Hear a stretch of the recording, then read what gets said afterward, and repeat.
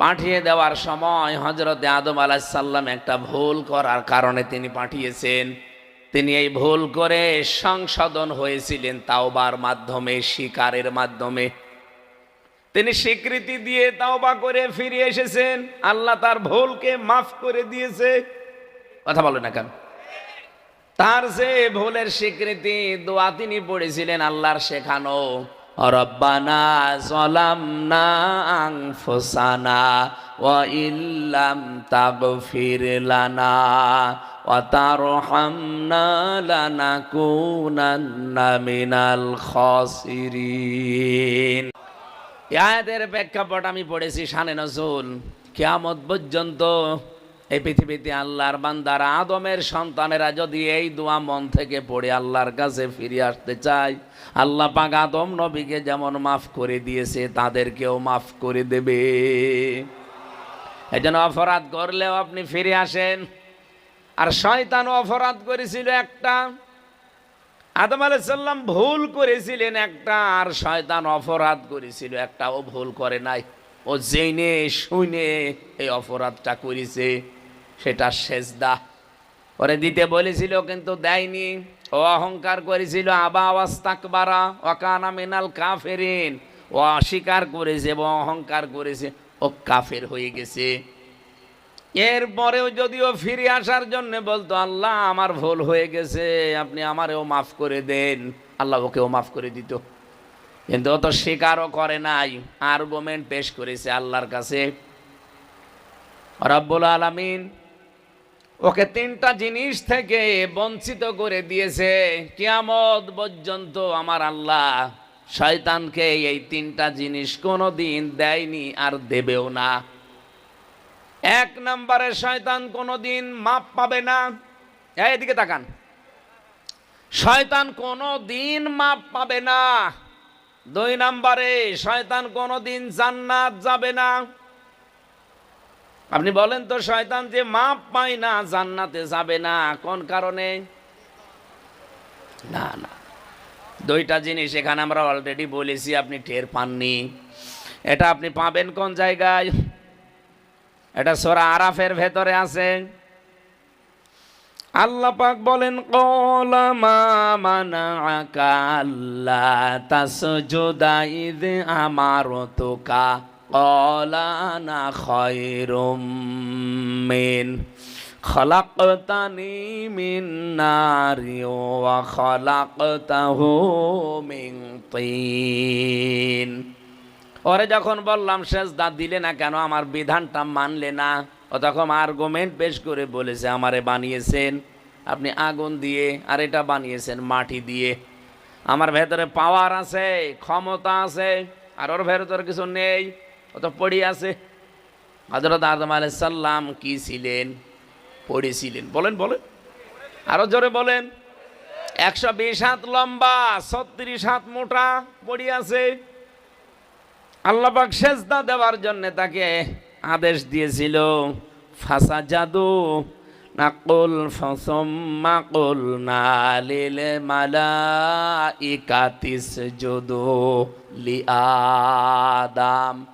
আর আমার আদমের জন্য একটা সেজদা দাও। ফেরেশতাদেরকে বলার পরে একটা ফেরেশতাও বাকি ছিল না। শয়তান যেহেতু ফেরেশতাদের উস্তাদ ছিল, লিডার ছিল, ও শুধু দেয়নি। ফাসাজাদু ইল্লা ইবলিস, সবাই সেজদা দিয়েছে। এজন্য আল্লাহ ফাসাজাদু একালিপ টান দিয়ে নিলে প্রাণ দিয়েছেন। ফাসাজাদু সবাই দিয়েছে সেজদা, ইল্লা ইবলিস, ইবলিস বাদ দিয়ে, লাম ইয়াকুম মিনাস সাজিদিন, সে আল্লাহর এই বিধান সেজদা দেয়নি। রব্বুল আলামিন বলে আর্গুমেন্ট পেশ করেছে, ওকে আমি আল্লাহ তিনটা ধমক দিয়েছিলাম ওই দিন। আজও যদি পৃথিবীতে আল্লাহর কোনো বিধান শোনার পরে, জানার পরে কেউ আর্গুমেন্ট পেশ করে, সামনে কোনো কিছু নিয়ে আসতে চায়, আল্লাহ তাকেও এই ধমকের ভেতরে রেখেছেন। ক্বালা ফাহাবিত মিনহা, এখান থেকে নেমে যা, দূর হয়ে যা আমার সামনে থেকে। ফামা ইয়াকুনু লাকা আন তাতাকাব্বারা ফিহা, আমার এখানে কোনো অহংকার আমি সহ্য করি না, কারণ অহংকার করা আল্লাহর চাদর, ইজার। কোনো মানুষ যদি অহংকার করে, সে যেন আল্লাহর পায়জামা বা আল্লাহর চাদর ধরে টানাটানি করে। কোনো মানুষ যদি আল্লাহর চাদর ধরে, আল্লাহর ইজার ধরে টান দেয়, আল্লাহ পাক তাকে অপমান করে। এতদিন যারা করেছে, আল্লাহ অপমান করেছে না করেনি? আপনি তাকান এই ফ্যাসিস্টদের দিকে, এখনো অনেকে অহংকার করছে। এমন আছাড় দেবে আল্লাহ, বাপ বলার সময় পাবেন না। আংতাতা কাব্বারা, প্রথম নাম্বারের শিক্ষা এটা যে অহংকারকারীকে আল্লাহ ভালোবাসেন না, সহ্য করেন না। ফাখরুজ, আল্লাহ বলেন বের হয়ে যায় এখান থেকে। ইন্নাকা মিনাস সাগিরিন, আজকে থেকে তুই দুর্বল, তোকে আমি একেবারে হীনমন্য করে দিলাম। এই পৃথিবীতে তিনটা কাজ এই দিন শয়তান আল্লাহর কাছে চেয়ে নিয়েছে।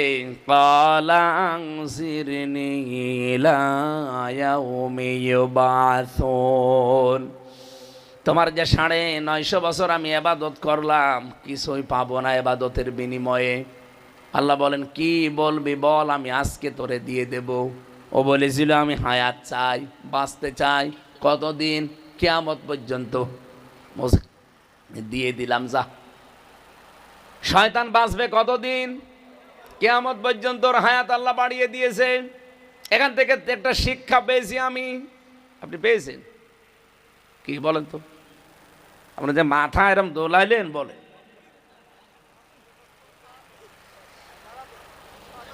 এখানে 1 নম্বরের শিক্ষা হচ্ছে, শয়তান বেশি দিন বেঁচে থাকার আকাঙ্ক্ষা পেশ করেছিল, যে আমি বাঁচতে চাই, আমি হায়াত চাই। কিয়ামত পর্যন্ত শয়তান মার্কা মানুষ যারা আসবে, তারাও দেখবেন বেশি দিন বেঁচে থাকবে। আপনি তাকান, কত মানুষ মরে গেল, হাদির মতো যুবক মানুষ, কিন্তু শয়তান মরে না। আমি নাম নিলাম না, হ্যাঁ আপনি তো জানবেনই। শয়তান মার্কা মানুষগুলো তামাম দুনিয়ার দিকে তাকান, ওকে কম বাঁচে না বেশি বাঁচে? তাহলে বেশি বেশি বেঁচে থাকার আকাঙ্ক্ষা ভালো মানুষের না, কার? কারণ ভালো মানুষ যারা, এরা মনে করো যত তাড়াতাড়ি আমি আল্লাহর কাছে যেতে পারবো, তত তাড়াতাড়ি আমার হিসাব শেষ। আর শয়তানের তো হিসাবের কোনো বালাই নেই। ও দুনিয়াতে বেশি দিন বেঁচে থাকার আকাঙ্ক্ষা পেশ করে ও হায়াতি চেয়ে নিয়েছে। 2 নম্বরে শয়তান বলেছিল, ক্বালা ইন্নাকা মিনাল মুনজারিন। আল্লাহ বলেন শয়তানকে আমি বললাম, যা তোর হায়াত বাড়িয়ে দিলাম। ক্বালা ফাবিমা গাওয়াইতানি লা আকুদান্না লাহুম সিরাতাকাল মুস্তাকিম। শয়তান 2 নম্বরে বলেছে, আমি তোমার বান্দাদেরকে ধোঁকা দিয়ে বোকা বানানোর জন্য কোনো খারাপ রাস্তায় যাব না, আমি কিন্তু ভালো ভালো রাস্তার মোড়ে মোড়ে অবস্থান নেব। আপনি বলেন শয়তানকে সিনেমা হলের সামনে যেয়ে পাবেন না, কারণ ও জানে যে এখানে যারা আসবে এরা আমাদেরই। আপনি শয়তানকে রাজবাড়ির গোয়ালন্দ ঘাটে পাবেন না, কারণ ও জানে এখানে যারা আসবে এরা আমার ভাইরা ভাই। শয়তান থাকে কোথায়? এই পাবনা, ভাঙ্গরা, মাদারবাড়িয়া তাফসীর মাহফিল হচ্ছে, দেখেন বিভিন্ন জায়গায় শয়তান কিন্তু বসে আছে। সে জিন শয়তান হতে পারে, মানুষ শয়তানও হতে পারে।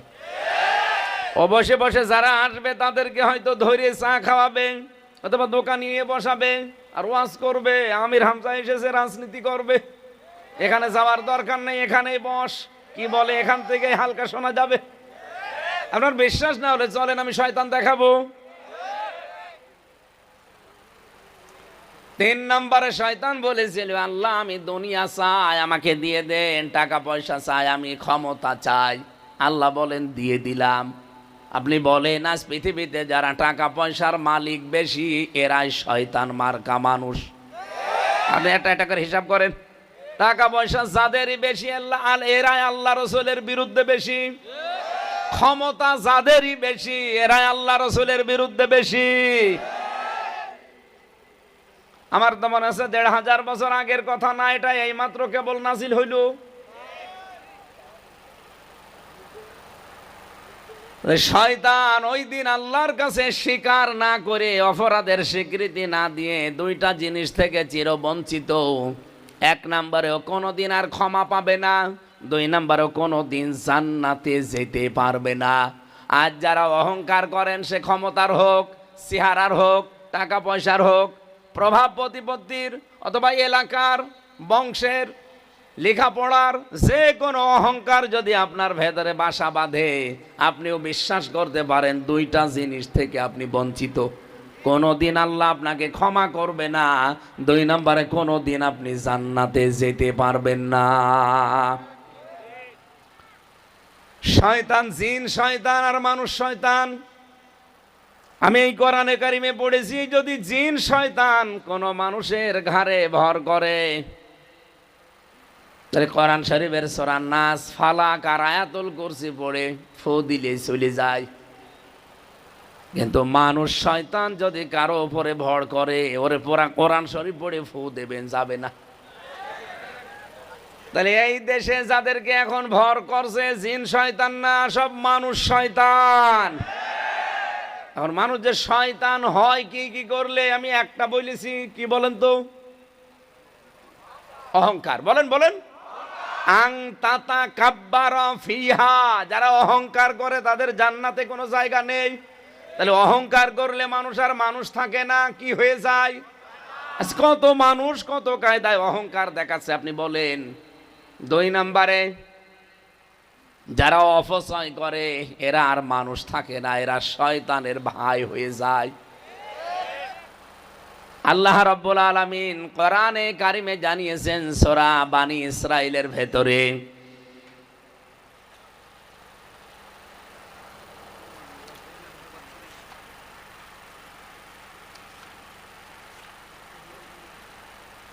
ইন্নাল মুবাযযিরিনা কানু ইখওয়ানাশ শায়াতিন ওয়া কানাশ শাইতানু লিরাব্বিহি কাফুরা। রব্বুল আলামিন বলেন, অবশ্যই যারা অপচয় করে পৃথিবীর যে কোনো বিষয়, যারা অপচয় করে, এরা আর মানুষ না, এরা শয়তানের ভাই। এরা কি? বলেন বলেন। অনেক মানুষ তার বুদ্ধি অপচয় করে, অনেক মানুষ তার এই শরীরকে অপচয় করে। আমি নিচে নামলাম না, বহু মানুষ তার শরীরের অপচয় করে শরীরকে ধ্বংসের দিকে নিয়ে যায়। না এই এলাকায় সব নেই? কি আছে আপনি আন্দাজে কি বলেন? ঠিক আছে, বলা লাগবে না। যারা শরীরের অপচয় করছে না, শয়তানের ধোঁকায় পড়ে, আপনি কিন্তু আর মানুষ নেই, আপনি অলরেডি শয়তান হয়ে গেছেন। এই যেটা মনে হয় করে, চিল্লাচ্ছে খুব বেশি, ওইটা না? অপচয় করা যাবে না, সে শরীরের হোক, সম্পদের হোক, ক্ষমতার হোক। যারা অপচয় করছেন, আপনি কিন্তু আর মানুষ নেই, আপনি অলরেডি শয়তান হয়ে গেছেন। বলেন নাউজুবিল্লাহ। ও পাবনাবাসী, এই যে তিন প্রকার শ্রোতার যে বর্ণনা বলছিলাম, এখানে আমার মনে হয় কাফের নেই, কারণ বাধা দেওয়া মানুষ এলাকায় নেই। দুই নম্বরে মুনাফিক দু একটা থাকতে পারে, ওই যে চলে যাচ্ছে। তিন নম্বরে আমরা যারা আছি, আমরা মুমিন। আমরা কি? আল্লাহর দৃষ্টিতে মুমিন হতে হলে কি কি কায়দা আল্লাহ বললেন দেখলেন? আপনার ভেতরে কি এই তিনটা জিনিস এখন আছে? আল্লাহর নাম শুনলে আপনার অন্তরে কে কাঁপ ধরবে? কোরআনের আয়াত শুনলে আপনার ঈমান যা আছে আল্লাহ আস্তে আস্তে বাড়িয়ে দেবে। আর ঈমান আস্তে আস্তে বাড়ে কোন পদ্ধতিতে? পশম খাড়া হয়ে যাবে, এখানে কাঁপ ধরবে। তিন নম্বরে একটা অজানা সুখ শান্তি আপনি অনুভব করবেন। তিন নাম্বার, এই শ্রোতা বাড়ি যাওয়ার আগে সিদ্ধান্ত নিয়ে বাড়ি যাবে যে আল্লাহ ছাড়া কাউকে আমি মানি না, ভরসা করি না। এই তিন প্রকার শ্রোতার আমরা এই তিন নাম্বার প্রকার আজকে হতে চাই। বলেন আমিন। নবীজি বলেন, এই কোরআন যখন আল্লাহ একটা জিনদের নাখলা নামক একটা ময়দানে একটা জিনদের দলকে পাঠিয়ে দিয়েছিলেন কোরআনে কারিম শোনার জন্যে। ওয়াইদি সরফনা ইলাইকা নাফারুম মিনাল জিন্নি ইয়াস্তামিউনাল কুরআন। ফালাম্মা হাদারুহু ক্বালু আনসিতু ফালাম্মা কুদিয়া ওয়াল্লাউ ইলা কওমিহিম মুনযিরিন। বলেন আল্লাহু আকবার। এটা সূরা আহকাফের 29 নম্বর আয়াতে আছে, একটু খেয়াল করবেন। নাখলা নামক জায়গায় নবীজি যখন কোরআন পড়বেন, আল্লাহ বলেন আমি নিজে একটা জিনদের দলকে আকৃষ্ট করে দিলাম। সরফনা, আমি নিজে আকৃষ্ট করে দিলাম যে কি বলতে চাই শোনো। জিনদেরই একটা দল যখন ইস্তামিউনাল কোরআন ফালাম্মা হাদারুহু, যখন উপস্থিত হয়ে কোরআনে কারিমের কথাগুলো শুনছিল, সঙ্গে সঙ্গে জিনদের ভেতরে এই কথার আওয়াজ উঠেছে, ক্বালু আনসিতু, সবাই চুপ হয়ে যাও। জিনেরা নবীজির কণ্ঠে কোরআন শোনার পরে তারা সবাই বলছে চুপ হয়ে যাও। তাহলে কোরআন শুনতে হলে প্রথম চুপ থাকা লাগবে। আল্লাহ পাক বলেন কোরআনে কারিম শোনার পরে জিনেরা মন্তব্য জানিয়েছে, ফাকালু ইন্না সামি'না কুরআনান আজাবা, অবশ্যই আমরা আশ্চর্য কোরআন শুনতে পেয়েছি। বলেন সুবহানাল্লাহ। পাবনাবাসী কোন জিন আপনি জানেন? যার বয়স 1000, 1500, 2000, 5000 বছর, যারা তাওরাত শুনেছে, যারা ইনজিল শরীফ শুনেছে, যারা জাবুর শরীফ শুনেছে, যে জাবুর শুনলে আকাশের পাখি তাদের ওড়া বন্ধ করে দিত, নদীর মাছ চলে আসতো, সাগরের মাছ চলে আসতো, এই জিনেরা এই জাবুর শুনেছে যে জিনেরা, সেই জিনেরা আজকে থমকে দাঁড়িয়ে বলছে আমরা আশ্চর্য কোরআন শুনলাম। শুধু শুনে শেষ করি নাই, ইয়াহদি ইলার রশদি ফাআমান্না বি, এ কোরআন শোনার পরে কোরআন আমাদেরকে হেদায়েতের পথ আজকে বলে দিয়েছে, আর আমরা ঈমান এনে ফেলেছি। বলেন সুবহানাল্লাহ। এমন ঈমান এনেছি পাবনার মানুষের মতো না যে ঝড় উঠলে ঈমান লিভে যায়। ওয়ালান নুশরিকা বিরব্বিনা আহাদা, আমরা গ্যারান্টি দিলাম নুশরিকার আগে লান এসেছে, মজারের আগে লান আসলে অর্থ হয় জীবনেও হবে না। জিনেরা কোরআন শোনার পরে গ্যারান্টি দিয়েছে যে কোনো দিন আমাদের জীবনে আমরা আর শিরিক করব না। বলে আল্লাহু আকবার। এই জিনেরা কোরআন শুনেছিল কয় বছর? ঘুমিয়ে গেলেন। কয় বছর? 1 বছর। মাত্র 2-1 মিনিট। এই 2-1 মিনিট কোরআন শুনে যদি তাদের কোরআন হেদায়েতের পথ দেখিয়ে দেয়, তারা ঈমান আনতে পারে আর সিদ্ধান্ত নেয় যে জীবনে শিরিক করব না। আর আমরা সেই জন্মের পর থেকে কোরআন শুনছি। আমাদের কোনো পরিবর্তন আছে? পরিবর্তন আছে। আগে যা ছিলাম সলিমদ্দি, এখন হয়েছি কলিমদ্দি না। কোরআন শুনলে আপনার পরিবর্তন আসবেই। হযরত ওমরের মতো এরকম যার নাম শুনলে মানুষ ভয় পেত, এই লোকটা কোরআনের কাছে আসার পরে যদি একেবারে মোমের মতো গলে যায়, তে আপনি কি হয়েছেন? আসেন না, মন নিয়ে একটু বসেন। যে জিনেরা কোরআন শুনে আশ্চর্য বোধ করে, হেদায়েত পেয়ে যায়, আমরা আজকে এসেছি কোরআন থেকে এমন কিছু শুনি আমাদের মনের পরিবর্তন করে খোরাকি নিয়ে যেতে চাই। কথা বলেন, আরো জোরে বলেন। দরুদ আর সালাম পাঠ করার মাধ্যমে আজকের তেলাওয়াত কিন্তু 2টা আয়াত। যদি আয়াতটা ফেরাউন সম্পর্কে নাজিল হওয়া, কিন্তু আমরা মনে করি এটা হচ্ছে মাটি দেওয়ার দোয়া। যেহেতু গোরস্থানের উদ্যোগে মাহফিল নেওয়ার কথা ছিল, আপনারা নেননি, হতে দেননি যারা, তারা তো ওই গোরস্থানে যাবেন না? যাবেন না? গোরস্থানে জেলে আপনাকে এই দোয়া পড়ে আমরা অনেকে মাটি দেই, যদিও এটা মাটি দেওয়ার দোয়া না। মাটি দেওয়ার আলাদা দোয়া আছে, বিসমিল্লাহির রহমানির রহিম, এইটা বলে আপনি মাটি দেবেন। আর লাশ রাখতে বলবেন বিসমিল্লাহি আলা মিল্লাতি রাসূলিল্লাহ, এইটা। কিন্তু যে আয়াত পড়লাম এটা সূরা তাহা 55-56 নম্বর আয়াত। এটা মাটি দেওয়ার দোয়া বলে আমাদের বাংলাদেশ, ভারত, পাকিস্তান এই 3টা দেশে চলে। বাইরের দেশে আমি পাইনি। বাইরের যতগুলো দেশ গেছি এই দোয়া পড়ে তারা মাটি দেয় না, তারা বলে বিসমিল্লাহির রহমানির রহিম।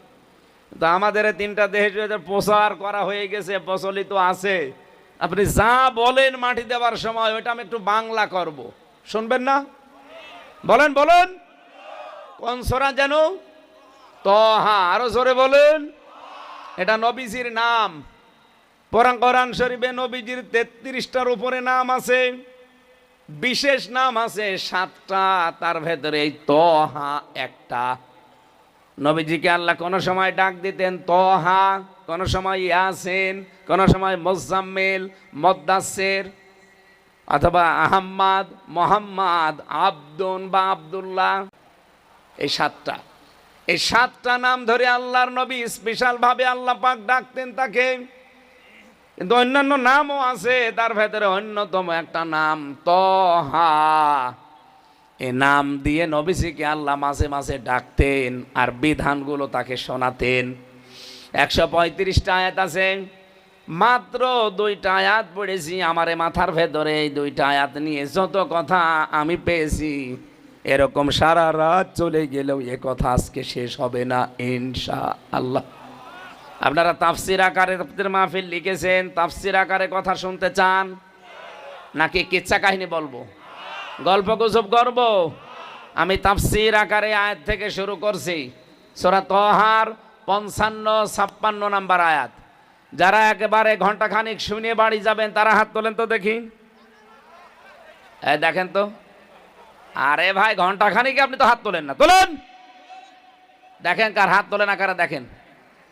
আরে কোন এলাকায় আসলাম, এ তো একেবারে পাবনার সেই হেমায়তপুরে পাঠানো দরকার। কারা কারা এই আয়াত শেষ করে বাড়ি যাবেন হাত তোলেন। দেখেন তো হাত তোলেন কে, দেখেন। আমার ভাইরা, রব্বুল আলামিন এই আয়াত দিয়ে ফেরাউনকে মূলত স্মরণ করাতে চেয়েছিলেন মুসা নবীর মাধ্যমে। মিনহা খলাকনাকুম, এই মাটি দিয়েই তোমাদেরকে আল্লাহ বানিয়েছেন। যদিও তাফসিরের ভেতরে পড়তে গিয়ে বেশি আল্লাহ পাক আমাদেরকে সরাসরি মাটি দিয়ে বানাননি, আমাদের একজন মানুষকে মাটি দিয়ে বানিয়েছেন, তিনি আমাদের আদি পিতা হযরত আদম। বাকি যত মানুষ দুনিয়ায় আমরা এসেছি প্রত্যেকেই মাটির নির্যাস থেকে তৈরি হওয়া। মাটি থেকে যে খাবারগুলো উৎপন্ন হয়, এই খাবারগুলো আপনার আমার বাবা, এটা খাবারের পরে রক্ত, চর্বি, বীর্য এগুলো তৈরি হয়। এগুলো মায়ের রেহেমের ভেতরে আল্লাহ পাক পাঠিয়ে দেন। রব্বুল আলামিন বলেন ফালিয়ানজুরিল ইনসানু মিম্মা খুলিকা মিম্মা দাফিক ইয়াখরুজু মিন বাইনিস সুলবি ওয়াত তারাইব। মানুষ কি পৃথিবীতে একটু নজর করে না, খেয়াল করে না, একটু চিন্তা ভাবনা করে না? নাজারা ইয়ানজুরু শব্দের শাব্দিক অর্থ গবেষণা করা, চিন্তা ভাবনা করা। মানুষকে একটু চিন্তা ভাবনা করে না, গবেষণা করে না যে কি জিনিস দিয়ে আমি তাকে বানিয়েছি। এই পৃথিবীতে কোনো মানুষ যদি তার জন্মের রহস্য নিয়ে একটু মাথা খাটায়, চিন্তা করে, অহংকার যা আছে ভেতর থেকে সব বের হয়ে যাবে। মানুষের উৎপত্তি এক ফোঁটা নাপাক পানি থেকে, যে পানি পৃথিবীর মার্কেটে 4 আনা দিয়েও কিনতে রাজি হবে। আরো জোরে বলেন। শরীর থেকে বের হলেই গোসল ফরজ হয়ে যায়। এরকম বেদামা একেবারে দুর্গন্ধযুক্ত এক ফোঁটা পানি দিয়ে মানুষকে আমি আল্লাহ বানিয়েছি। বিজ্ঞান এখন মানুষের এই সৃষ্টি রহস্য নিয়ে আলোচনা করতে গিয়ে দেখাচ্ছে, মায়ের জরায়ুতে যখন এই পানিটা বাবা দ্রুত গতিতে ফেলে দেয়, বাবার স্ফলিঙ্গ দিয়ে দ্রুত গতিতে এই নাপাক পানিটা মায়ের রেহেমের ভেতরে জমা হয়। কমপক্ষে এই পানিটা মায়ের রেহেম পর্যন্ত যেতে 40 লাখ মানুষ তৈরি হতে সক্ষম আল্লাহ বানাতে পারেন। তা আমি আর আপনি যখন মায়ের রেহেমের ভেতরে যে এই যে বিশাল একটা পথ পাড়ি দেওয়ার জন্যে মায়ের জরায়ের ভেতরে যে দেওয়াল আছে, এখানে ধাক্কা লেগে অথবা আমার এই যে ভাই বোনগুলো আমার পেছনে ছিল সবগুলো পেছন থেকে আস্তে আস্তে সব মরে যায়, পড়ে যায়। আল্লাহ পাক শুধু আমাকে একমাত্র ওই জায়গা পর্যন্ত পৌঁছিয়ে দিয়েছেন। পাবনাবাসী এখান থেকে একটা জোর মনের ভেতরে নিয়ে আসা লাগবে যে আমাকে কেউ হারাতে পারবে না। এখন পৃথিবীতে আমার পরাজয় বলে কিছু নেই। আমি যে সময় চলতে পারতাম না, নড়তে পারতাম না, আমার ভাই বোন হাজার হাজার লক্ষ লক্ষ আমার সাথে প্রতিযোগিতা করেছিল মায়ের রেহেম পর্যন্ত যেতে। ফি করারিম মাকিন, এই সুরক্ষিত জায়গায় আশ্রয় নেওয়ার জন্য আমরা তো এই 40 লাখ ভাই বোন একসাথে আমরা দৌড় দিয়েছি। আমার সেখানে মামা ছিল না, খালু ছিল না, নেতা ছিল না, টাকা ছিল না, হ্যালো ছিল না। আমি নিজে পরিশ্রম করে ওই পর্যন্ত পৌঁছিয়েছি। এত বড় কঠিন জায়গায় যদি 39,99,099 জন ভাই বোনকে পেছনে ফেলে আমি একা বিজয় হতে পারি, আজকে এই পৃথিবীর ময়দানে আমাকে কেউ হারাতে পারবে না। হ্যাঁ, কথা বলছেন? যারা আজ হারাতে আমাকে পেছনে লেগে আছে, টান দিতে আছে, কেউ আমাকে আটকাতে পারবে না। আজ আমার হ্যালো করার লোক আছে, আমার পেছনে দাঁড়ানোর লোক আছে। ওই সময় তো কেউ ছিল না। আমি যদি ওই সময় জিতে যাই, বিজয় হই, তা আজকে আমাকে কে হারাবে? আমি একেবারে লক্ষ্যবস্তু পর্যন্ত আমি যাবই। আমার লক্ষ্যবস্তু পর্যন্ত যাব। পৃথিবীর লক্ষ্য আমার এই জমিন যার, আইন চলবে তার। এটাই আমার জীবনের লক্ষ্য। এ পর্যন্ত আমি যেতে চাই। আমাকে কেউ যদি পেছন দিকে পা টেনে ধরে, জামা টেনে ধরে, ইউসুফ নবীর মতো জামা ছিঁড়ে যাবে, কিন্তু আমাকে আটকাতে পারবে না। ইউসুফ নবীর জামা ছিঁড়ে গিয়েছিল না? কথা বলেন। পেছন দিক থেকে তার জুলাইখা যখন জামা টান দিয়েছে, ওনার জামা ছিঁড়ে গেছে, তারপরও তাকে আটকাতে পারে নাই। আজ অনেকে আমাদের গতিপথ মন্থর করে দিতে চায়। আমাদের সামনে এমন কিছু নিয়ে দাঁড়িয়েছে, মনে করছে এদেরকে আটক করে দিলে মনে হয় এরা আর সামনে যেতে পারবে না। বাংলার মানুষেরা যে মনজিলে মকসুদ পর্যন্ত যাওয়ার জন্যে হাত পা কিছু ছিল না, তাই চলে গেছি। আজকে তো হাত পা আছে। আজ আমাদের পেছনে অনেক শক্তি আছে। সর্বোপরি আমাদের সাথে আছে কে? আরো জোরে। কেউ আটকাতে পারবেন না। আহুয়া মাকুম আইনামা কুনতুম, তুমি যেখানে আমি আল্লাহ সেখানে। সুতরাং আল্লাহ যেহেতু আছে, তার বিধানে জমিনে কায়েম করার জন্য যখন একবার উঠে দাঁড়িয়েছি, কেউ আমাদের লক্ষ্যবস্তু পথভ্রষ্ট করতে পারবে না। দিন যত যাবে আমরা এগিয়ে যাব। কথা বলেন না কেন? এতদিন পর্যন্ত আমাদের পেছনে কেউ ছিল না, শুধু বাঁশ দিত, কিন্তু ওই বাঁশ এখন উল্টা তারা খাড়া করে দাঁড়িয়ে আছে। বাধার প্রাচীর এখন যতই মিথ্যা সামনে নিয়ে আসবেন, একটাও টিকবে না। আমি কি এটা বানাচ্ছি?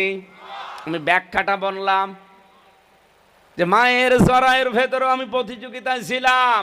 আমার সাথে আমার ভাই বোন ছিল 40 লাখ, কেউ পারে নাই। আমি শুধু একা গিয়েছিলাম মায়ের ওই ফি করারিম মাকিন পর্যন্ত। আজকে আপনারা যতই বাধা দেন, জুলাইখার মতো পেছন দিক থেকে আমার চরিত্র হরণ করার জন্য চেষ্টা চালান, জামা খুলে নেন, চাদর খুলে নেন, যত কিছু চেষ্টা করবেন ছিঁড়ে যাবে, আটকাতে পারবেন না।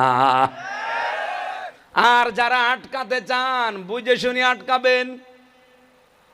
আমি আবার বলছি, যারা আমাদের গতি মন্থর করে দিতে চান, সামনে বাধার প্রাচীর তৈরি করতে চান, চিন্তা ভাবনা করে করবেন।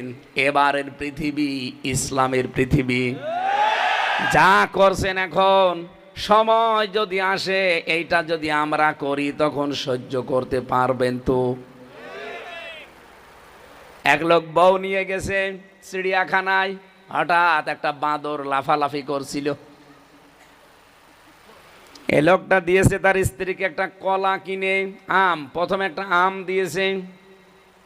মেয়ে লোকটা আম খাবে তো, না খেয়ে আদর করে দিয়েছে বানরকে।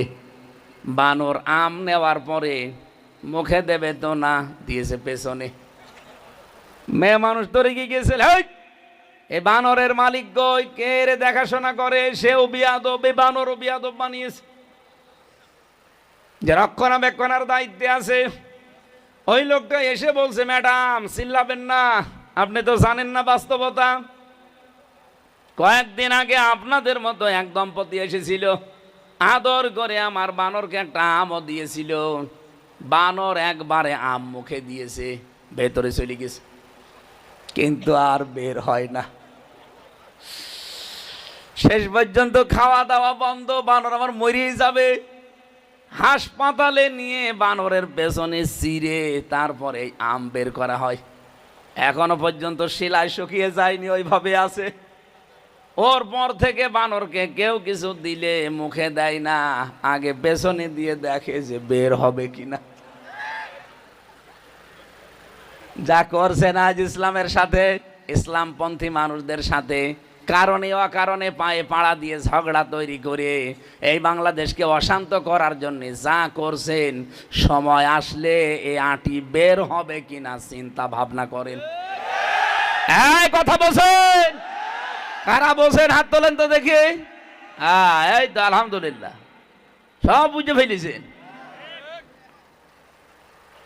এদের আধুনিক তাফসীর থেকে এবার বলছি, আল্লাহ পাক বলেন এই যে নাপাক পানিটা যখন মার বাবা বিছানায় ছিল, এটা যখন মায়ের জরায়ু, যেটা রেহেম বলা হয়, ফি কারারিম মাকিন, সুরক্ষিত জায়গা, এখানে যখন পড়ে থাকে 40 দিন, এরপরে জমাট রক্ত হয়ে যায়। এই বীর্যটা 40 দিনে যে জমাট রক্ত বানিয়েছে, এটা কি কোনো ডাক্তারে? কে? আল্লাহ বলেন আমি নিজে বানিয়েছি।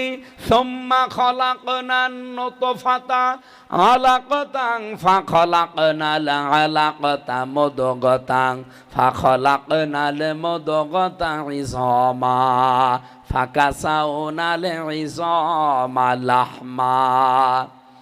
এই 40 দিন পরে আমি আল্লাহ ওই নাপাক পানিটাকে জমাট রক্ত, এরপরে জমাট রক্তকে আমি আল্লাহ ওইটা জোকের মতো বানাই।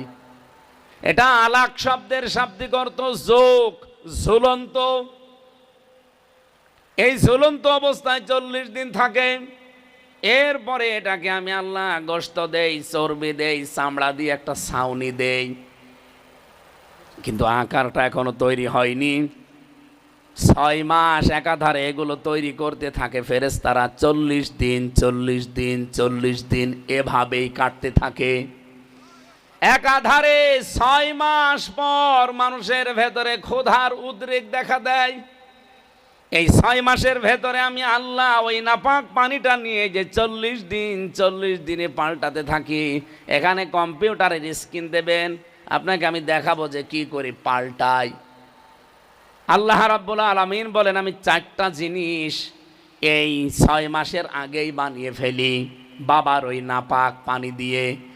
রক্ত, গোশত, চর্বি আর চামড়া। মায়ের যে নাপাক পানিটা ছিল ওইটা দিয়ে আরো 4টা জিনিস বানাই, চুল, রগ, হাড় আর পর্দা। কত হয়? 4 4 8টা জিনিস যখন এক হয়, তখন ফেরেশতারা আমাকে জিজ্ঞাসা করে যে এটা বানাবো কি, আকৃতিটা এটা কেউ দেয় না। ওয়াল্লাযী ইউসাউবিরুকুম ফিল আরহামি কাইফা ইয়াশা। রব্বুল আলামিন বলেন আমি আল্লাহ নিজে তখন একটা আকৃতি বলে দেই। তাহলে আমাদের যে আকৃতি, এটা কিন্তু ফেরেশতারা দেয়নি, সরাসরি কে? ফেরেশতারা বানিয়েছে কি? বডি। বলেন বলেন। এই বডিটা ফেরেশতারা বানিয়েছে। কোথায় কোন জায়গায় হাত দেওয়া লাগবে, পা দেওয়া লাগবে, এগুলো ফেরেশতারা সেট করেছে। কিন্তু এই মুখটা, এইটা আমার আল্লাহ নিজের হাত দিয়ে। দেখবেন যারা মূর্তি তৈরি করে কত নিখুঁতভাবে বানায়। আল্লাহ পাক আমার মায়ের পেটের ভেতরে এই মুখটা নিজে এইভাবে বানিয়েছে। এই জন্য পৃথিবীতে সবচাইতে সুন্দর সৃষ্টি হচ্ছে মানুষের আকৃতি। এত সুন্দর আকৃতি পৃথিবীতে আর কোন সৃষ্টিকে আল্লাহ দেয়নি। লাকাদ খালাকনাল ইনসানা ফি আহসানি তাকওয়িম। আল্লাহ হাসানুন তাকওয়িম বলতে পারতেন, আহসান দিয়েছেন ইসমে তাফজিল। যে এর চাইতে সুন্দর কোন সৃষ্টি পৃথিবীতে আল্লাহর আর? বলেন বলেন। এত সুন্দর করে সৃষ্টি করে এই 6 মাসের ভেতরে আমি আল্লাহ তাকে 360টা জোড়া দিয়েছি এই শরীরের ভেতরে। যদি জোড়া না দিয়ে সরাসরি এইভাবে বানিয়ে রাখতাম, ও সেজদা দেওয়ার সময়, রুকু দেওয়ার সময় মাথা, পিঠ, মাজা কাজ করতে পারতো না। যেহেতু আমি সেজদার জন্য বানাচ্ছি, এই জন্য এই 3.5 হাত বডির ভেতরে 360টা জোড়া দিয়ে দিলাম, যেন সেজদা দিতে পারে। পৃথিবীতে কোনো সৃষ্টি কপাল দিয়ে, নাক দিয়ে, এই পৃথিবীতে কোনো সৃষ্টি হাত দিয়ে, পা দিয়ে, কপাল দিয়ে, নাক দিয়ে আল্লাহকে সেজদা দিতে পারে না, শুধু মানুষ ছাড়া। রব্বুল আলামিন বলেন, আমি চোখ যে দিয়েছি এর ভেতরে 5টা জিনিস অলরেডি দিয়েছি। মনি দিয়েছি, ইকুয়াল দিয়েছি, ডিফ ইকুয়াল দিয়েছি, কর্নিয়া দিয়েছি। এই জিনিসগুলো চোখের ভেতরে, এই যে পানিটা দিয়ে দিলাম, আমি পানি না, এটা একটা ঔষধ। প্রতিনিয়ত যে জার্মগুলো, যে সমস্ত ধুলাবালিগুলো আমাদের চোখে পড়তে থাকে, চোখ তো এক সময় অন্ধ হয়ে যাওয়ার কথা, কিন্তু চোখে প্রতিনিয়ত পলক পড়তে আসে। এই পানিটা দিয়ে পরিষ্কার হয়। এটা পানি না, এটা আমি আল্লাহ ঔষধ বানিয়েছি। যতদিন এটা পলক পড়তে থাকবে, আমারে বান্দা, এই বান্দি কি অন্ধ হবে না। এরপরে শরীরের ভেতরে আমি সবচাইতে গুরুত্বপূর্ণ দিয়েছি চামড়া। ৯,৭৬৮ প্রকার চামড়া আছে আমাদের শরীরে। এখান থেকে একটা গবেষণা আমি বের করেছি, ৯,৭৬৮ প্রকার চামড়া আমাদের 3.5 হাত বডিতে আল্লাহ দিয়েছেন। কিন্তু আশ্চর্য, কোনো চামড়ার সাথে কোনো চামড়ার মিল নেই। আপনি কি মনে করছেন হাতের তালুর চামড়া যেরকম, উপরের চামড়া এরকম? বলেন বলেন। কোন চামড়ার সাথে কোন চামড়া তো মেলে না। এমনকি আমার সাথে সভাপতির চামড়াও মিলবে না। কোরআনে কারিমের সূরা মুমিনুনের ভেতরে এই তথ্যটা পাবেন 100 নম্বর আয়াতের ব্যাখ্যায়। ফাইদা নুফিখা ফিস সূরি ফালা আনসাবা বাইনাহুম ইয়াউমাইযি ওয়ালা ইয়াতাসাআলুন। যেদিন সিংহায় ফৎকার দেওয়া হবে, কিয়ামত যেদিন কায়েম হয়ে যাবে, পৃথিবীর সব সম্পর্ক আল্লাহ কাট করে দেবে। আপনার স্ত্রীর সাথে আপনার কোনো সম্পর্ক নেই, আপনার ছেলে মেয়ের সাথে, মা বাবার সাথে, নেতা নেত্রীর সাথে কোনো সম্পর্ক নেই, সব কাট। কেউ কারো বোঝা বহন করবে। ওয়ালা তাসিরু ওয়াসিরাতু বিজরা উখরা, কেউ কারো বোঝা বহন করবে না। এই যে চামড়া যে দিলেন এত প্রকার, আমার চামড়া আমার সাথে মিলবে শুধুমাত্র কেটে যাক, ফেটে যাক, ছিঁড়ে যাক। এখানে যদি ছিঁড়ে যায়, এখানকার চামড়া কেটে লাগিয়ে দেবেন, কিছুদিন পরে ভালো হয়ে যাবে। কিন্তু আমার চামড়া যদি কেটে যায়, পুড়ে যায়, আপনি সভাপতির চামড়া এনে লাগিয়ে দেবেন, ভালো তো হবেই না, আরো পছন্দ ধরবে। কি বুঝলেন এখান থেকে? মাইকে জোর বাড়ান। কি জোরকে কমিয়ে রেখেছেন? পাবনাবাসী, ওনার চামড়ার সাথে আমার চামড়া মিলছে না, আজ লাগিয়ে দিলে মিলতে চায় না, পছন্দ ধরে। কিয়ামতের দিন উনি আমার বোঝা বহন করে নিয়ে চলে যাবে, আমার জান্নাতে দিয়ে দেবে। এটা কোথায় পেয়েছেন ভণ্ডামি? কেউ কারো বোঝা বহন করবে না, এই চামড়ায় তার প্রমাণ। এতগুলো চামড়া আল্লাহর শরীরের ভেতরে দিয়ে শুধু শেষ করেননি। এই যে কথা বলতে পারছি, যে ঠোঁট দিয়ে আমরা কথা বলি, এই ঠোঁট দিয়ে কথা বের হওয়ার আগে এই কণ্ঠের ভেতরে 27টা স্তর আছে। 27টা স্তরে ধাক্কা খেয়ে খেয়ে একটা কথা তৈরি হচ্ছে। শুধু আল্লাহ বলেন এতটুকু শেষ করিনি, এই কয়েক ইঞ্চি জহব্বা দিয়েছি, এই জহব্বাতে স্বাদ নেওয়ার স্তর দিয়েছি 70,000। 70,000 স্তর আছে, এখানে স্বাদ নিতে পারে। অথচ কয়েক ইঞ্চি জহব্বা, আপনি 70,000 প্রকার খাবার যদি একটার পরে একটা দিতে থাকেন, আলাদা আলাদা স্বাদ একটা একটা করে বলে দিতে পারবে। 70,000 দেওয়া শেষ, এরপরে আবার শুরু করবেন, আবার একটা একটা করে বলবে। কিন্তু পৃথিবীতে আমি হিসাব করে পেয়েছি 70,000 প্রকার খাবার দুনিয়ায় তৈরি করা সম্ভব না। মায়ের এই রেহেমের ভেতরে এগুলো আমি বানিয়ে তৈরি করে ক্ষুধার উদ্রেক যখন দেখা দিচ্ছে, তখন আমি আল্লাহ নিজে যে রব নাম আছে আমার, এই রব নামের কারণে তোমারে 5টা জিনিস ভিক্ষা দিয়েছি।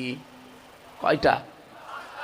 এই তথ্যটা পাবেন সূরা নাহালের ভেতরে আছে, 14 নম্বর পারা, 14 নম্বর পৃষ্ঠার 13 নম্বর লাইনের 78 নম্বর আয়াতের শেষের দিকে আছে, ওয়াজআলা লাকুমুস সামআ ওয়াল আবসারা ওয়াল আর আকেল শক্তি, ঘ্রাণ শক্তি, এই 5টা জিনিস আমি আল্লাহ আমার রব নামের কারণে হামজা তোরে ভিক্ষা দিয়েছি। ওদিকে তোর মার বাবা দুইজন মিলে কয়টা? ঘুমাচ্ছেন না? কয়টা? 4 4 8টা, আর আমি আল্লাহ দিয়েছি 5টা। 8 5 13টা জিনিস যখন এক হয়, তখন আমি আকৃতি বানাতে বলি, আমার কুদরতি হাত দিয়ে আকৃতিটা বানিয়ে আল্লাহু আখরাজাকুম মিন বুতুনি উম্মাহাতিকুম, আস্তে করে মায়ের পেট থেকে বের করে দেই। মায়ের পেট থেকে বের করে দেওয়ার দায়িত্ব কার? নাকি ডাক্তারের, সিজারের? আগের বিশ্বাস এখন আমাদের নেই, এই কারণে এত বেশি সিজার লাগতেছে। কথা বলেন না কেন? আমি আজ পর্যন্ত কোনো কুকুরের সিজার করে বাচ্চা হয় দেখিনি। আপনি দেখেছেন? কেন? সেও তো একটা প্রাণী, সেও তো জন্ম দিচ্ছে বাচ্চা, তাও আপনার মতো 1টা 2টা না, 8টা 10টা করে জন্ম দেয়। একটা সিজার লাগে না, তার বিশ্বাস, তার তাওয়াক্কুল, তার ভরসা আল্লাহর প্রতি কেমন আপনি বলেন? অথচ আপনার একটা সন্তান জন্ম দিতে সিজার ছাড়া হয় না, কারণ আল্লাহর প্রতি ভরসা বাদ দিয়ে এখন ভরসা হয়েছে ডাক্তার। আল্লাহ বলছেন আমি বের করি মায়ের পেট থেকে, তোর আমার উপর ভরসা নেই। পেটের সন্তান আসলে খালি স্বামীকে বলে চলো কোথায়? ভাঙ্গরা, সিরাজগঞ্জে, উল্লাপাড়ায়। কি পেটা যেটা ওটা দেখা লাগবে, ওটা নড়াচড়া করছে ওটা দেখা লাগবে, ওটা কি জন্ডিস না লেডিস? আমার মনে হয় সন্তান দুনিয়ায় আসার আগেই 4-5 বার করে আল্ট্রাসাউন্ড করে। এরকম মহিলা নেই? আল্লাহর ওপরে ভরসা যার যত বেশি হবে, আমার আল্লাহ তার দায়িত্ব তত বেশি নেবে। আমি আমার এই ছোট মেয়েটাকে মাঝে মাঝে এভাবে উপরের দিকে তুলি, ওর বয়স 1 বছর 2 মাস, যত উপরে তুলি তত হাসে।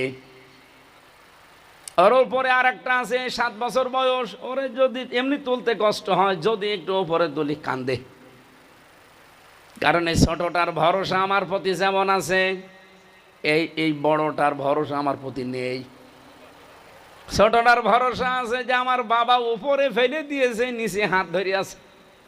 কথা বলছে না কেন? আমি যত উপরে উঠি আমারে মাটিতে পড়তে দেবে না, নিচে হাত পেতে আছে, আমারে ধরে ফেলবে। আর ওই বড়টা ও জানে যে আমি যে ভারী, আমার যে ওজন, আমার বাবা আটকাতে পারবে না, পড়ে গেলে আমার খবর আছে। মা বোনেরা যারা এসেছেন, এই সিস্টেম বাদ দেওয়া লাগবে। সিজার করলে একটা মানুষের যে কি ক্ষতি হয়, যারা সিজার করে তাদের জিজ্ঞাসা করে দেখেন, ভারী কোনো কাজ ওই জীবনে আর করতে পারবে না। এমনকি সিজার করা মহিলারা সংসার করারও সামনে আস্তে আস্তে অযোগ্য হয়ে পড়ে। আমি ভেতরে নামলাম না। আল্লাহ যদি বলেন যে আমি বের করে আনি, আল্লাহু আখরাজাকুম মিন বুতুনি উম্মাহাতিকুম, আমি বের করি মায়ের পেট থেকে, তা আপনার এত চিন্তা করার দরকার কি? আর অনেক পরিবারে আছে স্বামী না চাইলে ওই বোর মা বলে আমার জাদু মরে যাবে, মরে গেলে অসুবিধা কি, আমি আরেকটা বিয়ে করব। কথা বলছে না কেন? কিন্তু না, ও জাদুর নাকি কষ্ট হবে, মরে যাবে। এদিকে যে জাদুর জীবন নষ্ট হয়ে যাচ্ছে ও টের পাচ্ছে। জানি অনেক মেয়ের মারা বসে আছে, ওরা রাগ করলেও করতে পারে, আমি যেটা সঠিক এবং বিজ্ঞানসম্মত সেটা বলছি। আপনাকে যদি নরমালে বাচ্চা হওয়াতে হয়, কিছুদিন পরে আপনি স্বাভাবিক হয়ে যাবেন, আল্লাহর সিস্টেম। কিন্তু এই যে একটা মানুষকে এতখানি চিরে ক্ষুতো করে দিলেন, ও মরণের আগ পর্যন্ত এইটা নিয়ে ও আর ভালো হবে না। আমি জানি ডাক্তাররা কালকে শুনলে বলবে হুজুর মরুক, আমাদের ব্যবসা বন্ধ করে দিল। সিজার কখন করা লাগে আমি সিস্টেম জানি, কারণ আমি তো ডাক্তারদের সাথে অধিকাংশ সময় কাটিয়েছি। নিয়ম হচ্ছে কোনো মেয়েকে নিয়ে যাবেন, যদি সর্বোচ্চ পর্যায়ে চলে যায় নর্মাল ডেলিভারি চেষ্টা করবে, হচ্ছে না, সর্বশেষ ডাক্তারদের যে বোর্ড আছে বোর্ড বসবে সিদ্ধান্তে, 8-10 জন 15-20 জন বোর্ড বসে সিদ্ধান্ত দেবে যে না আর উপায় নেই, এবার করো। তখন অথচ অ্যাম্বুলেন্সের ডাক শুনলে ডাক্তাররা গপে তেল দিচ্ছে যে কাজ হচ্ছে, আসুক, ভালো বউ নিয়ে যাবেন, খুঁতো করে দেবে। কথা বলছে না কেন? আল্লাহ পাক বলেন আস্তে করে যখন বের করে তোকে মায়ের পেট থেকে নিয়ে আসি, তোর কান্না ছাড়া কোনো ভাষা ছিল না। পেটের ভেতরে যে খাবারের ব্যবস্থা আমি করে দিয়েছিলাম, মায়ের ওই নাপাক রক্তটা বন্ধ করে দিয়ে নাভির ভেতর দিয়ে পাস করে এরপরে তোকে বাঁচিয়ে রেখেছি, মুখ দিয়ে দেইনি, নাভি দিয়ে দিয়েছি। ও বান্দা, এটা আমি মুখ দিয়ে দিতে পারতাম, কেন দিলাম না জানিস? কারণ আমি জানি দুনিয়ায় যে তুই আমি আল্লাহর পবিত্র নাম উচ্চারণ করবি, আমি আল্লাহর পবিত্র কালাম তুই পড়বি, এই জন্য আমি তোর মুখটা নাপাক করি নাই। দুনিয়াতে মুখটা আমি নাপাক না করে অবস্থায় নিয়ে আসলাম, অথচ দুনিয়ায় এসে এই মুখ দিয়ে বিড়ি খাই, গাঁজা খাই, এগুলো তো সব নাপাক। নাপাক এ নাপাক জিনিস শুধু এতটুকুই না, মানুষের জিনিস আত্মসাৎ করে খাওয়া আর শুকুরের গোশত খাওয়া সমান। এই কথা বলেন না কেন? বিশ্বনবী জানিয়েছেন, আবি যার রাদিয়াল্লাহু তাআলা আনহু قال قال النبي সাল্লাল্লাহু আলাইহি ওয়াসাল্লাম, হযরতে আবু যর থেকে বর্ণিত, নবীজি বলেন, যেই জিনিস তোমার না ওইটা যদি জোর করে জবরদস্তি করে দখল করে নিজের আয়ত্তে নিয়ে নাও, ফালিয়াতাবাওয়া মাকআদাহু মিনান নার, 1 নম্বরে তোমার শাস্তি, তুমি আমার উম্মত থেকে বের হয়ে গেলে, 2 নম্বরে তোমার স্থান হয়ে গেল জাহান্নাম। এই হাদিসটা আজ বাংলাদেশে মিলান্ত, যারা সাদাবাজি করে খান, অন্যের জমি দখল করে নেন, মানুষকে ফাঁকি দিয়ে উপায় করেন, মিথ্যা মামলা দিয়ে, মিথ্যা সাক্ষী দিয়ে, কেস দিয়ে টাকা উপায় করেন, এরকম মানুষ দেশে নেই? এগুলো যারা অন্যের সম্পদ নিজের দখলে নিয়ে খাচ্ছেন, মনে করছেন আমিও তো উপায় করে আমিও তো উপায় করে খাচ্ছি। কি করে? চাঁদাবাজি করে। এখন তো দেশে একটা প্রফেশন হয়ে দাঁড়িয়েছে যে ছেলে কি করে, উকিল সাহেব বলছে ছেলে চাঁদাবাজি করে। এটাও নাকি একটা পেশা, এটাই 15.5 মাসের পেশা। এই 15.5 মাস এটা অনেকেই পেশা বানিয়ে নিয়েছে, আগে যারা নিয়েছিল তারা তো পালিয়েছে, নতুন করে অনেকেই পেশায় এখন যুক্ত হয়েছে। আপনি অন্যের জিনিস নিজের দখলে চাঁদাবাজি করে, দখল করে, মিথ্যা মামলা দিয়ে, মিথ্যা সাক্ষী দিয়ে অন্যায়ভাবে যে নিজের দখলে নিয়ে নিলেন, নবীজির হাদিসের অংশ আপনি আর নবীর উম্মত নেই। আপনার নামের আগে মোহাম্মদ থাকতে পারে কিন্তু নবীর উম্মত না। কথা বলেন না কেন? আর মরে গেলে আপনার জায়গা আপনি নিজে তৈরি করে নিলেন জাহান্নাম। এই হাদিস পড়ার পরে, শোনার পরে যাদের রাগ হচ্ছে, বলেন তো এ রাগ কি হামজার পর না রসুলের ওপর? আর রসুলের ওপর রাগ হলে আপনার ঈমান আছে? আরো জোরে বলেন। আমার ওপরও রাগ করলে ঈমান থাকবে না, কারণ আমি তো অ্যাডভাইজার, আমি তো অ্যাডভার্টাইজ করছি। আমি হাদিস পড়েছিলাম এর জন্য অ্যাডভার্টাইজ করলাম আপনাকে বাঁচাতে। এখন যারা এই তালে আছে, এই কাছে পড়ে আছে, যারা সব কিছু দখল করার ধান্দায় আছে, এই মানুষের মন আমি জীবনে পাবো? এরা আমার জন্য দোয়া করবে, এরা তখন আমার পেছনে লাগবে যে দেখি কোন জায়গায় কোন ভুল বের করা যায়। এই জন্য সারা দেশে এখন অনেকেই লেগেছে।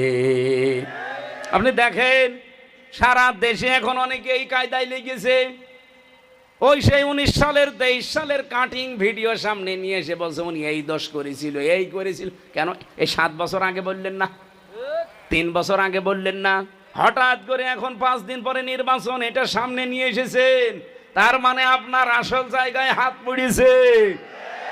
আপনি যে 2 নাম্বারই করে খান, এটা মানুষ জেনে ফেলেছে। এই কথা বলছেন না কেন? নাকি আমার বাবার কথা বলেছি আমি? ফালিয়াতাবাওয়া মাকআদাহু মিনান নার, আপনি নিজে জাহান্নামে স্থান তৈরি করে রেখে দিলেন। এই হাদিস পড়ার পরে, ব্যাখ্যা পড়ার পরে আমার মনে হয় বাংলাদেশে বহু মানুষ এই হাদিসের কারণে ধরা খাবে। এই এলাকায় কারা ধরা খাবেন হাত তোলেন তো?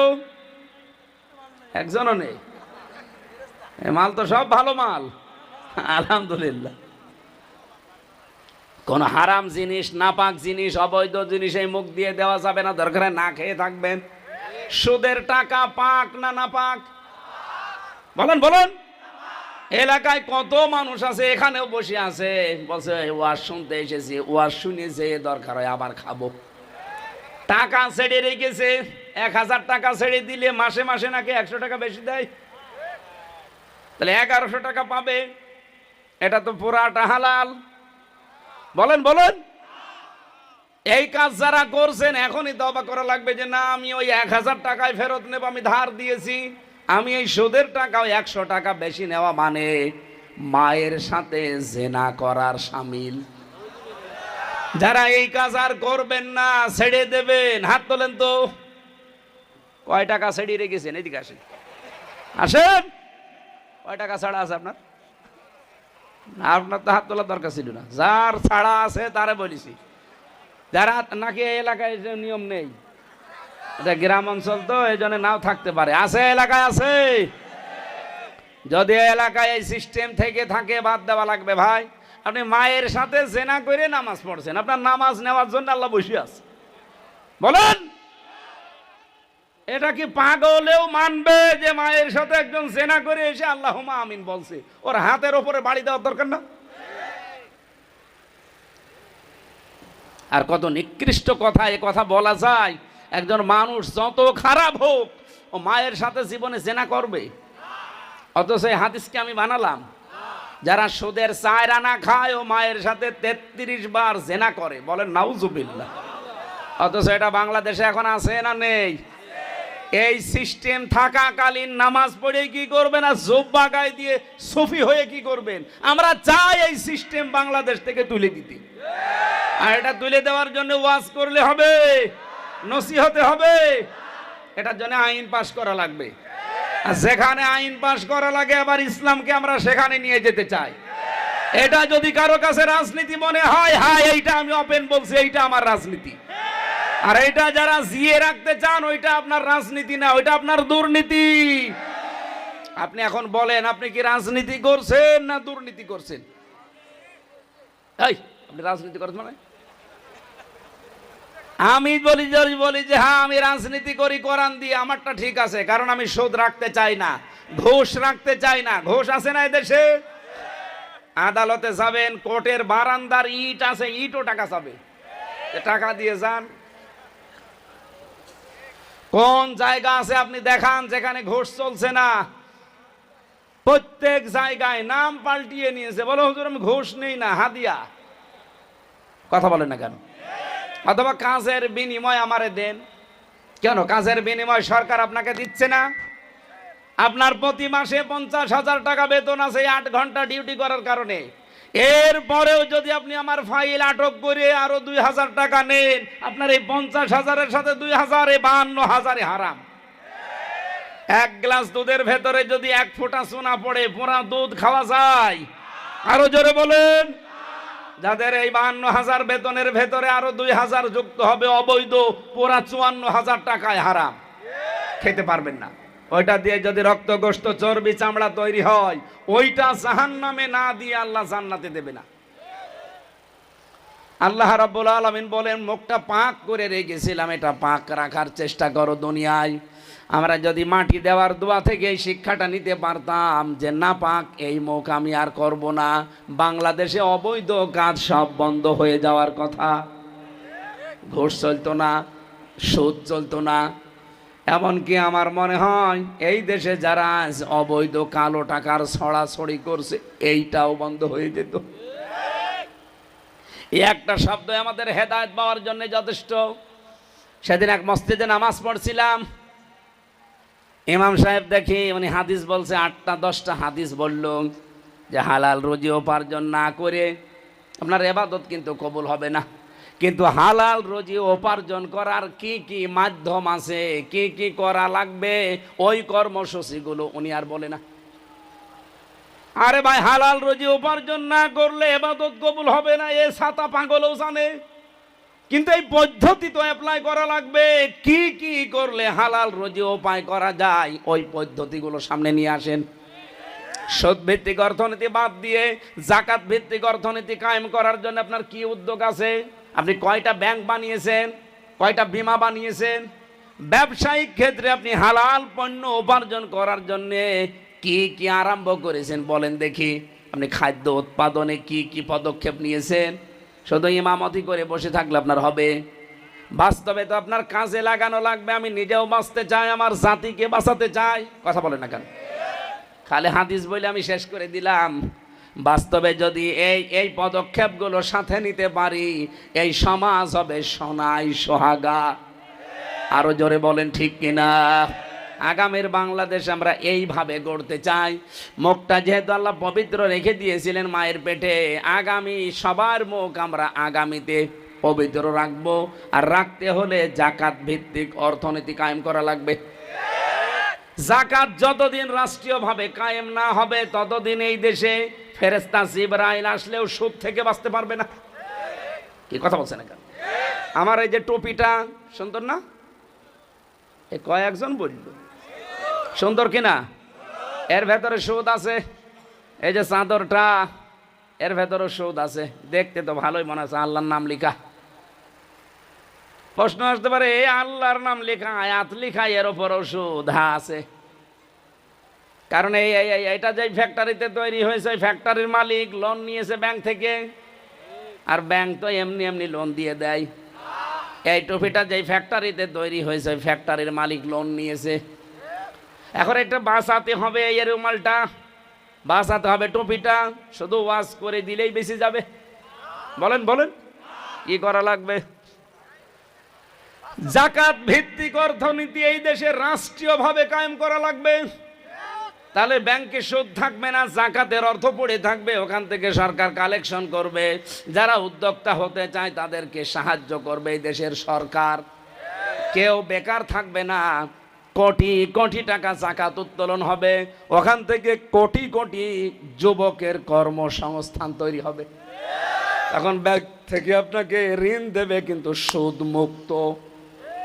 আজও সম্ভব, কিন্তু ব্যাংকের টাকা যেগুলো পড়ে আছে, খালি সরকার ইসলামী হোক, 100 টাকার 2.5 টাকা কেটে নেবে। আপনি দিতে যাবেন, আপনার বাপ দেবে। জাকাত না দিলে জরিমানা করা হবে, বাধ্য হয়ে আপনি দিতে রাজি হবেন। এখন যেমন ট্যাক্স দিতে রাজি হন, ওই সময় দেবেন। আমি একটা জরিপ পেয়েছিলাম, বাংলাদেশের একটা থানার জরিপ, এটা সাতক্ষীরার কলারোয়া। ওই ব্যাংকে যা টাকা পড়ে আছে, ওখান থেকে যদি শুধু জাকাত উত্তোলন করা হয়, ওই এলাকায় আর গরিব থাকার সম্ভব নেই। সাতক্ষীরা খুব ধনী জেলা না, একটা গরিব জেলা। আর কলারোয়া খুব উন্নত না। এর যাতে বড় বড় উন্নত জেলা আছে, সিলেট, চট্টগ্রাম, ঢাকা, আমাদের কুষ্টিয়াও তার চাইতে অনেক উন্নত। তাহলে এই সমস্ত উন্নত জেলাতে কত টাকা শুধু পড়ে ছাতা নষ্ট হয়ে যাচ্ছে বলেন?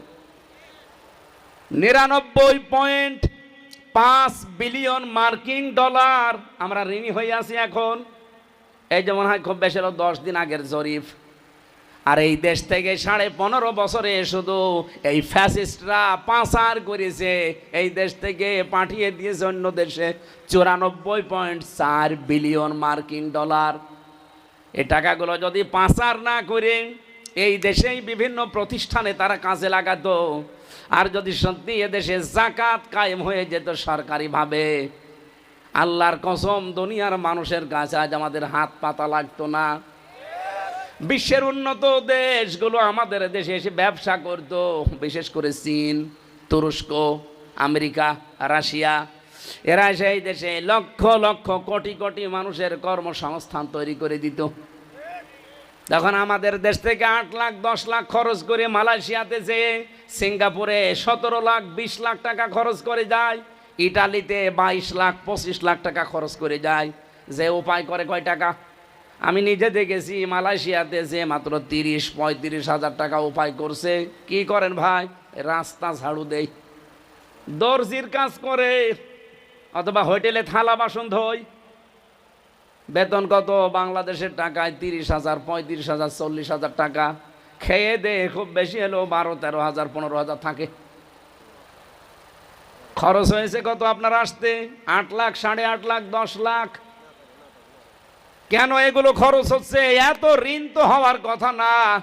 এই দেশের ময়দানে মা বাবার কাছে, স্ত্রী সন্তানের কাছে থেকে প্রতি মাসে আপনি 40, 50, 60,000 টাকা উপায় করতে পারবেন অনায়াসে। আজ অনেকে ইসলামকে চাচ্ছে না এদেশে, আমি জানি। কারণ যারা অবৈধ ইনকাম করে খায়, প্রশাসনে বহু মানুষ আছে বাম হাতের ইনকাম করে, ওদেরকে শয়তানরা বুঝিয়েছে যদি ইসলাম আসে তাহলে তোমার এই বাম হাতের ইনকাম কমে যাবে। এই জন্য ওরাও রাজি না, বলছে না বাবা শাহজালাল সব হালাল করে নেব। আমাদের এই মুখটা আমরা পবিত্র রাখতে সামনে যদি চাই, যাকাত ভিত্তিক অর্থনীতি দেশে মাস্ট বি কায়েম করা লাগবে। আর এটা কায়েম করে দেবে এবার ফেরেশতারা। কারা? এখানে যদি যুক্ত হতে না পারেন আপনার কপাল পোড়া, আপনি ব্যর্থ। আমি আমার নিজের নামের জন্য, আমার নিজের আখের গোছানোর জন্য এটা চাচ্ছি না। আমি চাই আমার মুখটা পবিত্র থাক।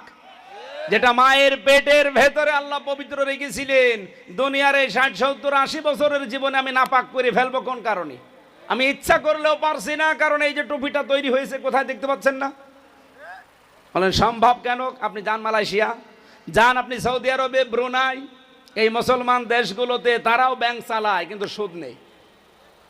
আমাদের দেশেও সম্ভব হয়তো, কিন্তু আমরা এখনো পর্যন্ত ইসলামকে রাষ্ট্রীয় পর্যায়ে নিয়ে যেতে পারি নাই। ইসলাম শুধু আছে অনুরোধের জায়গায়, চলো ভাই চলে মসজিদ নামাজ পড়তে যায়। এবার ইসলামকে আদেশের জায়গায় নেওয়া লাগবে। প্রতিদিন আদেশ আসবে, মানুষ মানতে বাধ্য হবে। এই দেশের 18 কোটি মানুষ, কথা বলেন ঠিক কি? আমি এই উদাহরণটাই দিয়েছিলাম চুয়াডাঙ্গাতে, যে দেশে যদি একটা মানুষ কাউকে ভোট দেয় আর ও যদি এমপি নির্বাচিত হয়ে সংসদে নামাজের বিলের পক্ষে কথা বলে, ওর এই বিলের পক্ষে কথা বললে নামাজটা যদি কায়েম হয়, কারণ 151 জন হলেই কায়েম হয়ে যাবে, তখন ও 18 কোটি মানুষের ভোট দেওয়ার সওয়াব পাবে। কারণ ওরা একটা ভোটেই লোকটা এমপি হয়েছে, এমপি হয়ে সংসদে নামাজের পক্ষে কথা বলেছে।